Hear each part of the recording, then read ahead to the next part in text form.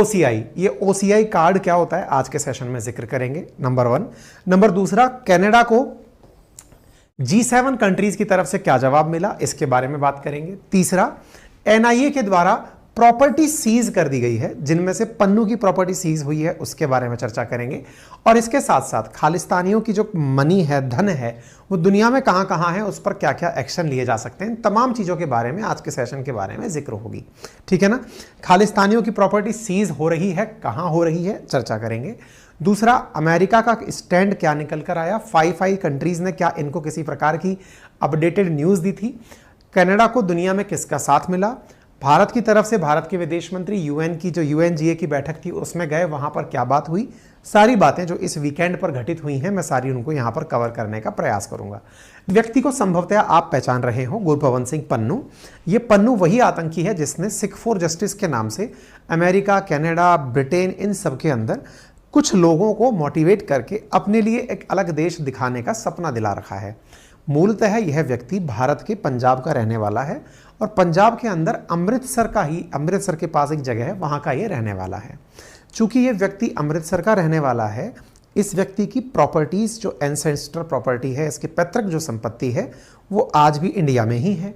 लेकिन ये व्यक्ति यहां से शिफ्ट होकर अमेरिका चला गया, अमेरिका और कनाडा की नागरिकता लेकर के ये काम कर रहा है। ऐसी स्थिति में अपडेटेड खबर यह है कि इसकी जो इंडिया में संपत्ति थी उसे सीज कर लिया गया है। सीज का मतलब यह हुआ कि अब वो सरकार की हो गई है। कैसे हुई है, क्या हुई है, तो उसके बारे में खबर जानते हैं। गुरपवन सिंह पन्नू के घर खेत पर लगा हुआ आपको यह होर्डिंग दिखाई दे रहा होगा। यह व्यक्ति असल मायने में आपको कई बार भारत विरोधी नारे लगाते हुए दिख सकता है। ये इसका घर है जिसके बाहर एनआईए की टीम आपको दिखाई दे रही है।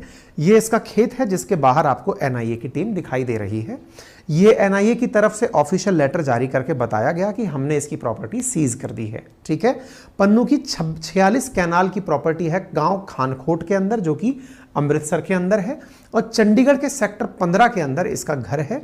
2020 से वो अटैच था। अटैच का मतलब उस पर कोई आ नहीं सकता था, लेकिन अब एनआईए ने इसे पूरी तरह से जब्त कर लिया है। जब्त का मतलब ये हुआ कि अब ये सरकार की प्रॉपर्टी हो गई है। तो पहला काम तो इस SFJ सिख फॉर जस्टिस का जो चीफ है गुरपवन सिंह पन्नू, इसके साथ किया गया। इसका थोड़ा सा इतिहास भी जान लें। ये अमृतसर के खानकोट गांव का रहने वाला है। पंजाब यूनिवर्सिटी के अंदर से पढ़कर लॉ की पढ़ाई की है। पन्नू के पिता Mahendra Singh Punjab state agriculture marketing board के अंदर कर्मचारी थे। पन्नू फिलहाल अमेरिका में वकालत कर रहा है। SFJ का कानूनी सलाहकार भी है। पन्नू अमेरिका के साथ साथ कनाडा का भी निवासी है। अमेरिका के अलावा कनाडा, ब्रिटेन में अपने संगठन के जरिए भारत विरोधी प्रोपेगेंडा चलाता है। ठीक है। हाल ही में आपने इसका एक लेटेस्ट वीडियो देखा होगा जिसमें बहुत सारे लोगों की भीड़ के बीच में ये अकेले खड़े होकर के भारत विरोधी बयान कनाडा के अंदर दे रहा था। अमेरिका से कनाडा की इसकी जो लगातार यात्राएं हैं, उसके कारण अमेरिका के पास इसकी खुफिया जानकारी भी उपलब्ध है। यह जानकारी कैसे है? यह जानकारी यूएस के एक एनवॉय के माध्यम से पता चली है कि 5 कंट्रीज, ये 5 कंट्रीज क्या हैं? अमेरिका, ब्रिटेन, कनाडा, ऑस्ट्रेलिया और न्यूजीलैंड, इन 5 लोगों ने आपस में एक दूसरे से कस्में खाई हुई हैं कि हम एक दूसरे के साथ इंटेलिजेंस की सूचनाएं साझा करेंगे। इंटेलिजेंस मतलब वो जानकारियां जो कि मतलब गुप्त जानकारियां हैं या फिर जासूसी के रिलेटेड जानकारियां हैं, वो एक दूसरे से साझा करेंगे। ये 5 देश हैं। ऐसी स्थिति में चूंकि कनाडा के अंदर जाने से पहले वो अमेरिका में रह रहा है, तो वहां से जब कनाडा जाएगा तो यहाँ की खुफिया एजेंसीज को उसके बारे में जानकारी है और ये 5 देश आपस में एक दूसरे के साथ खुफिया जानकारी साझा करते हैं। दुनिया में इस तरह से खुफिया जानकारी साझा करने के 3 संगठन हैं, 5I, 9I और 14I।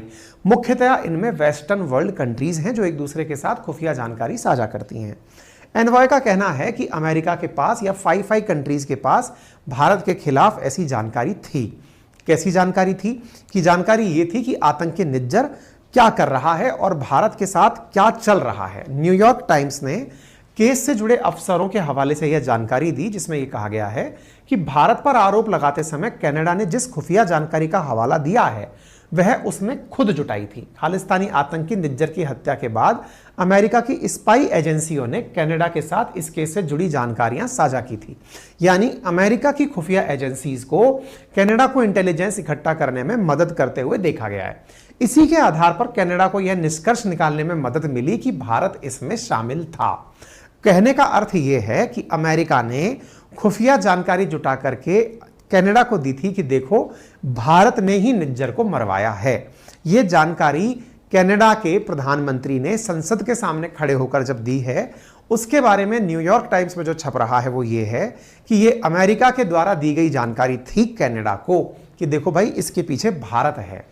अब इसकी खुफिया जानकारी पर हमें बहुत सारे प्रश्न खड़े होते हैं, उनकी भी हम चर्चा करेंगे। अमेरिका का इंटेलिजेंस कितना खतरनाक है हम वो भी आपको बताएंगे। अधिकारियों ने न्यूयॉर्क टाइम्स को बताया कि अमेरिका को निज्जर की हत्या की साजिश या उसके भारत के दखल के बारे में उसकी मौत के पहले तक कोई जानकारी नहीं थी। पहचान सार्वजनिक ना करने की शर्त पर एक अधिकारी ने बताया कि कनाडा ने निज्जर को खतरे के बारे में आगाह भी किया था। मतलब जानकर यह आश्चर्य हो रहा है कि कनाडा की सरकार एक आतंकी को बचाने के लिए किस हद तक जा रही है कि वो उसको इन्फॉर्म कर रही है कि देख तेरे को कभी भी मारा जा सकता है। अमेरिका और कनाडा के बीच में फाइव आइज अलायंस हिस्सा होने के नाते इंटेलिजेंस शेयरिंग होती रहती है, लेकिन हत्या के बारे में जानकारी खास तौर पर खुफिया एजेंसीज ने अपने पैकेज में शेयर की थी। इस तरह की जानकारी निकल कर आ रही है। कहने का मतलब यह है कि ये लोग अपने द्वारा जानकारी शेयर करने को लेकर के कयास लगा रहे हैं। अब इस बात पर मेरी क्या टिप्पणी है? मेरी केवल इतनी सी टिप्पणी है कि अमेरिका अपने आप को लेकर इतना सेल्फ ऑब्सेस्ड है, उसे अपने आप की प्रशंसा इतनी पसंद है कि दुनिया में कोई भी घटना घटित हो उसके बारे में वो यही कहता हुआ पाया जाता है, ये तो मुझे पता था। इसकी हरकतों को देख करके आप अंदाजा लगा सकते हैं कि अमेरिका अगर वाकई में दुनिया की इतनी बड़ी ताकत है कि उसे सब पता था तो वो रोक क्यों नहीं देता। ये तो कुछ इसके अंदर वैसी वाली फीलिंग है, भगवान वाली फीलिंग। मुझे पता था कि एक दिन ये होगा। तो भैया तुमको पता था तो तुम तो दुनिया के सबसे ताकतवर देश बताते हो अपने आप को। तुम्हें तो बहुत कुछ पता था। तुम्हें तो यह भी पता था कि रशिया यूक्रेन कन्फ्लिक्ट होगा। तुम्हें तो यह भी पता था कि रशिया यूक्रेन पर कब हमला करेगा। तुम क्या कर रहे थे इतनी सारी इंटेलिजेंस का? बोले हमने अपने नागरिकों को उस देश से बाहर निकाल लिया था। तो इसका मतलब तुम तो डरपोक आदमी हो। तुम जबरदस्ती कहते हो कि तुम्हें दुनिया की खबर है। असल मायने में तुम्हें देखकर ये फीलिंग आती है कि तुम्हें असली मजा इस बात में आता है कि ये दोनों देश लड़े। तुम्हें रशिया यूक्रेन का पता था। अगर तुम वाकई में इतने महान हो, तुम रोक सकते थे इस घटना को। तुम कह सकते थे यूक्रेन को कि देख इसका ये दूरगामी असर पड़ेगा। नंबर एक, ऐसे तुमने कह रखा है कि ताइवान और चीन के बीच युद्ध होकर रहेगा। ये तुम्हारी खुफिया जानकारी है। दुनिया को जो सब पता है वो तुम्हें भी पता है। मतलब जो इंटरनेट पर उपलब्ध है वो तुम्हारे पास भी उपलब्ध है। तुम्हारी खुफिया जानकारी किसे कहा जाए? खुफिया जानकारी होती है जब किसी घटना को ना होने दिया जाए।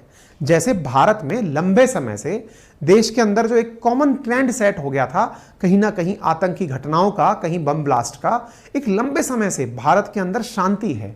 किस बात की शांति है? क्योंकि हमारी खुफिया एजेंसी बहुत जबरदस्त तरीके से काम करके, ऐसा नहीं है देश के दुश्मन डर कर बैठ गए हैं, नहीं, हमारी खुफिया एजेंसीज लगातार उनकी नाक में दम करके रखे हुई हैं। अगर वो एक कदम चल रहे हैं, अगर हम वो डाल हैं तो हम पात हैं, हम चल रहे हैं, हमें पता है कि तुम क्या करने वाले हो। ये होता है इंटेलिजेंस, कि आप किसी घटना को होने से रोक सको। अगर तुम वाकई में इतने हमदर्द थे, तुम्हें क्या मजा आने वाला था क्या कि इंडिया और इनके बीच क्या होगा? अब तुम कहते हो कि ताइवान और चाइना के बारे में पता है।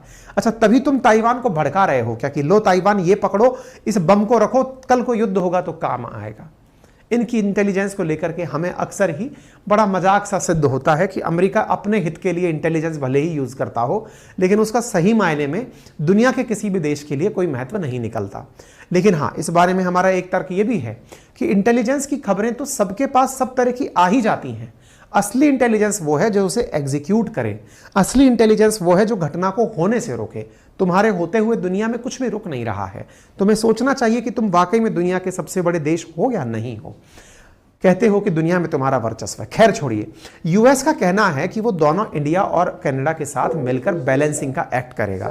एक इसी बात के ऊपर पेंटागन, जो इनका रक्षा मंत्रालय है, उसके एक पूर्व अधिकारी ने इंटरव्यू में कहा कि देखिए निज्जर जो था ना, वो एक आतंकी था। वो कोई प्लम्बर नहीं था जो गन लेकर घूम रहा था। वो एक आतंकी था। अगर उसके साथ में इंडिया ने कुछ किया भी है तो गलत नहीं किया है। ये लेकिन पूर्व अधिकारी है, इसलिए इसकी बात को सरकारी स्टेटमेंट नहीं माना जा सकता। लेकिन हाँ, ये जरूर माना जा सकता है कि अमेरिका के रक्षा विभाग के लोग किस तरह से सोचते हैं। इसका मत है कि अगर इंडिया ने एक आतंकी के साथ ऐसा किया है तो कनाडा को भी चाहिए था कि वो इंडिया को सपोर्ट करे, ना कि इंडिया से सवाल करे। इसने बाकायदा अपने द्वारा क्वेश्चनों को उठाया है और इसने बाकायदा इस बारे में कहा है कि अमेरिका को भी चाहिए कि वो इंडिया को सपोर्ट करे, ना कि कनाडा को इस विषय पर सपोर्ट करे। खैर, इस बारे में कनाडा के अंदर कनाडा के प्रधानमंत्री भी इनको घेरने, प्रधानमंत्री को भी अब लोग आसपास के जो और विधायक लोग हैं, एमएलए टाइप के जो लोग हैं, एमपी टाइप के लोग हैं, वो घेरने में लगे हुए हैं। कैसे? वो इनसे सवाल पूछ रहे हैं कि यार तुम जो जानकारी दिए हो, ये जानकारी तो खालिस्तानी लोग जगह जगह खुद मंच पर खड़े होकर दे रहे थे कि निज्जर को इंडिया ने मारा है, निज्जर को इंडिया ने मारा है। तुम्हारी इंटेलिजेंस क्या थी?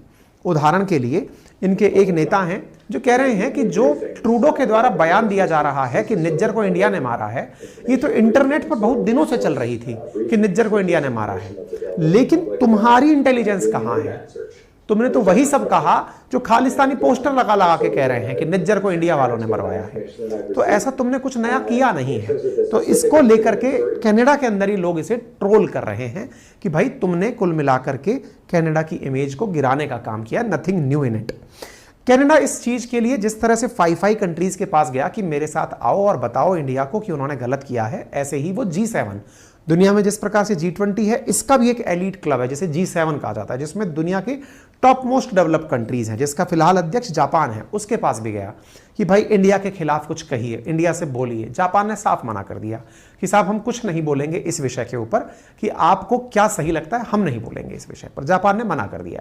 इसी के साथ साथ भारत की विदेश मंत्री यूनाइटेड नेशन जनरल असेंबली की मीटिंग चल रही है अमेरिका में, वहां गए थे, तो वहां पर भी जाकर के उन्होंने साफ साफ टेरर हेवन की बात करी। देखिए, कुल मिलाकर कनाडा आतंकियों के लिए पनाहगार बना हुआ है। हमने पहले भी कहा था कि कनाडा ने जो गलत रास्ता अपना लिया है वो ये है कि इंडिया अब हर मंच पर जाकर के इस बात को रेज करेगा। किस बात को? कि कनाडा आतंक का हेवन बना हुआ है।